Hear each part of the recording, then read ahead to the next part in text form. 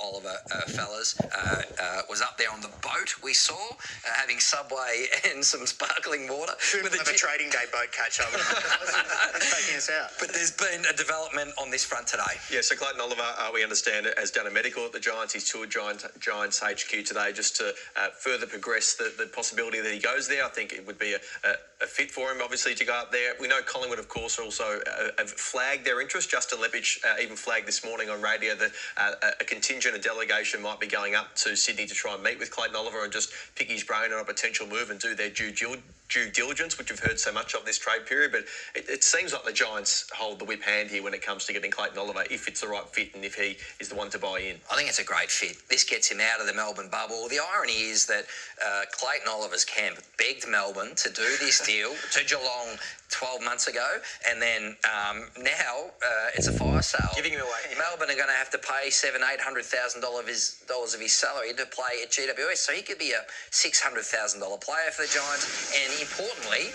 helps fix the Giants' clearance game, Joey, which is a major priority. Well, that's it. It just makes it a much more viable option for the Giants to get a quality midfielder, without having to give up too much. Now, I said last night, he's no longer probably going to be the All-Australian Clayton Oliver, the multiple best and fairest winner that we saw a few years ago, but he is still a very good inside midfielder in the competition. And you spoke about the GWS Giants and their deficiencies. They are a midfielder or two short in there, and in particular their clearance and contest game has been an issue. So this was their season 2025, where they ranked in between the arcs. So this in the midfield zone of the ground. Their contested possession, clearance differential and ground balls was a big factor. It's the reason why they played so much of the game out of their back half and relied on their tsunami. That's not by design. They don't want to play that way. They were forced to because they just weren't winning enough contests in the middle of the ground. But if you take a look at Clayton Oliver's year this year, and a lot of people were critical of his season, and he didn't have a great year, let's be honest. He was 7th in the best and fairest, but this is what he can do. This is where he ranked in the competition.